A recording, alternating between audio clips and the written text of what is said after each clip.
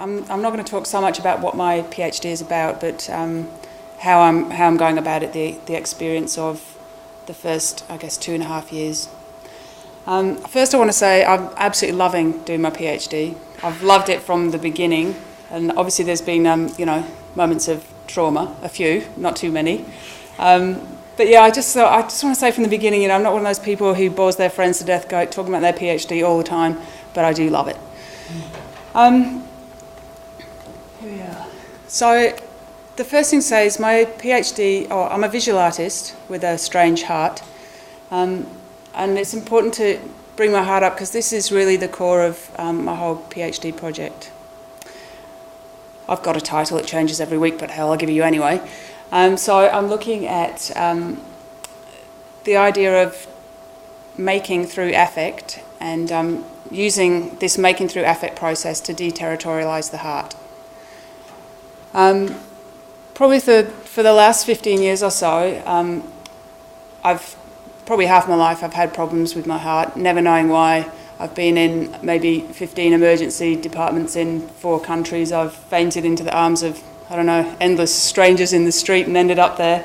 And then about 7 years ago, I found out that I had a hole in my heart and had this hole fixed with this amazing stuff called metal with memory.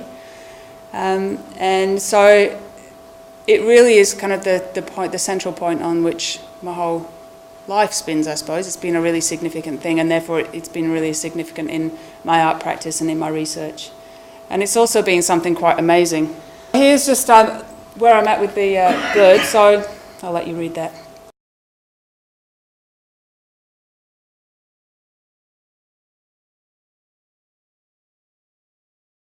But I started very much looking at the idea of sentimentality and the heart, and I do creative writing, or I use a lot of writing in my artworks as well, about how, what the relationship perhaps between the heart and sentimentality might be.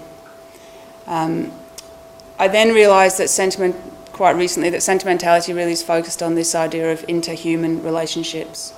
And what I'm making a lot of artworks about are things other than human, and what I've discovered could be termed as a more than human world.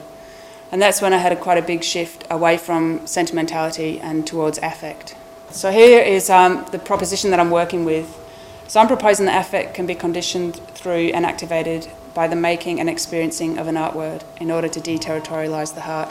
I want to look at the heart as the site of an artwork, so I'm interested in site-specific works. But really I'm looking at the heart as the site of the artwork. The heart as the site, as me as the person who's making it, but also as the audience who are participating in the artworks that I'm making. So from this engagement with my ideas about the fragility and uncertainty of life with this funny heart that I've got, I started thinking about ideas of absence and presence. 2 things then sort of intervened into the project in the first year. One was an image in an article in the Sydney Morning Herald with these images of the monarch butterflies. And that's really the first time I heard about this migration of 50 million butterflies migrating from southern Canada and the USA down to one valley in Mexico. I thought, God, that would be good. I should go there. And then, around the same time, I found this reference to a journal article in Nature from 1878, which was a conversation about the fact that there are no butterflies in Iceland. So it turns out that Iceland is the only country in the world with no butterflies. I thought, hey, I've got to go there. So here's just a map showing the migration. Now you see down there to this shaded area near Mexico City. And here are the overwintering grounds of the monarch butterfly. So in that first year, I applied for several international residencies, which I got, and the first one was at a place called Soma in Mexico City. This is the single sort of alpine wooded valley where these 50 million butterflies gather. And this is one of the artworks I made while I was there. So I've just sort of chipped a few artworks into the process. But this idea of, I guess, me personally, as a method of my artwork, me personally wanting to go there and experience the real events and chance encounters in that place became very significant for what happened sort of therein. So I spent 4 weeks at SOMA in Mexico City and then spent time for 4 or 5 weeks in these different butterfly reserves. I made maybe 6 or 7 works, video works. I worked with local weavers, I worked with sign writers and different people, depending on just what happened each day. This is a still from a video work, or I commissioned they call a rotolista, or a sign writer, to write this text that I had written on a wall in a neighbourhood of Mexico City. And it says, porque todo esto no puede hacerse realidad. And it translates in English to, because all of this may never come true. Another way of testing, I suppose, testing this idea of migration was I made this artwork in Mexico, and knowing by then that I was going to go to Iceland later in that year, I decided to find the address of every single person in this little town I was going to called Skagastrand in northwest Iceland, which is 220 households, and I thought I'll send them an invitation to come on a guided tour to look for butterflies that aren't there. So again, I used kind of local letterpress printer, and I'm quite interested in this sort of democratisation of the artwork, but also the limited edition idea. So I made 220 of these invitations and posted them to Iceland. But fate was to intervene. So at this point, in that second year last year, I was also becoming much more familiar with the way that I was working and the set of methods. And I developed this set of 5 methods, which at this point was a cycle: trigger, oothra, distill, score, and activate. It's changed a little bit now, but I drew this from methods that I was already using in my art practice, but found a way of articulating them, and then drawing on the reading that I was doing, and then at that point started reading a lot more philosophy and became interested in, particularly in Deleuze and his concepts of affect and territory. And this is something that I've kept since almost since the end of the first year, and have refined.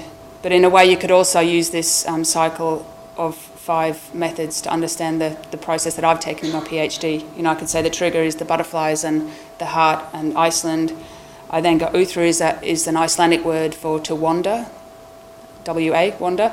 So this idea of going and personally experiencing a place and allowing the events to unfold. Distill for me is a really important part of drawing on those experiences and even conceptually drawing them down into something quite specific that I can then use in the score phase, which is about looking at the spaces between and the areas between those points and saying, well, how do I want to pull this together, this assemblage, and how do I want to relate these elements together? And the activate part is about making the scores public.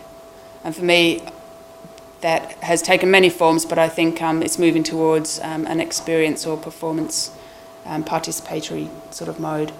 Anyway, here's Iceland, there's Reykjavik, there's little Skagastrand up on the northwest coast. Who wouldn't want to go there? Oh, but first of all, I applied for a residency in Reykjavik because I thought, crazy, I don't know what it's going to be like up there in the boonies. So I spent 4 weeks in Reykjavik, which was also really good, at this place called Sim. And this is Skagastrand, the little town that I spent 4 weeks at, and there really were northern lights. And I should say that the other thing was polar bears. While I was in Mexico, I read some newspaper articles about another polar bear had arrived on the shores in Iceland, and it had floated there on an iceberg from Greenland. And this had happened maybe once every 20 years. So this polar bear, and would you believe, came ashore in Skagastrand. Unbelievable, I know, but it's true. So one of the works that I made and spent a lot of time thinking about there were these polar bears and going to the sites where polar bears had previously landed. And of course, when they land, they've been at sea for 3 or 6 months and they're really hungry and they get shot immediately because they're supposedly a danger to livestock and people. Just some of the kind of works that I'm looking at and drawing on in terms of locating this within a field. I mean, I use text and writing in my work. I'm interested looking at the idea of site, as I've said, but not as a physical site. I'm trying to imagine what it would be like if the site is embodied and the site is within us. What does it mean when you go to experience an artwork but you take the site with you? And I guess that's sort of becoming the core of my interest. Brings in ideas of duration and performance. I'm very much interested in ideas of the present. So anyway, this is all keep going past there. Oh, and then I found Deleuze. My God, so many books, so much to learn, such a journey, which I'm only just beginning. Little recap. So basically in the first year, I developed my research proposal and project. I actually spent a lot of time on that because when I started, I didn't have a project. I had an idea of the kind of things that I wanted to do, so it did take a long time to shape that. I put in an ethics application once I knew that I was going to do the residencies. 23 seconds, my God. The field work. Oh yeah, I've put in a couple of blue things there which are also quite significant. So while I was wearing the polar bear and riding a horse and making a video work in the last week, the horse didn't like the polar bear mask that you saw, and I got thrown off the horse, fractured my skull, and spent like the next 3 months with serious concussion, so I didn't really do very much. I have presented at some conferences, participated in other things. Yeah, but I guess, you know, there's brother's wedding in June, all sorts of things come in to disrupt this. But I guess what I want to say, it's been great, it is great, but I really, now at this point I'm thinking, I just sort of open to all these opportunities that can help me to thrive through this process of my PhD. You know, it's just one small part of a much bigger life, but it's really, really exciting. And and I think particularly this reading in philosophy, for someone who didn't read a book grew up in a house full of books and didn't read one till I was 14, it's quite astounding how interesting this studying is to me. Wish I might have done more of it before. But yeah, and just for one tip, I've been using something called the researchcatalog.net, which is an online resource from lots of different institutions, public institutions and universities. And they have an online journal called the Journal of Artistic Research. It's a really interesting place, particularly for practice-based researchers who want to write, and it's an online platform, use video, sound, audio, but it's just an interesting place to have a look around and maybe to publish some works in that online journal. That's where I'm at. So much to do.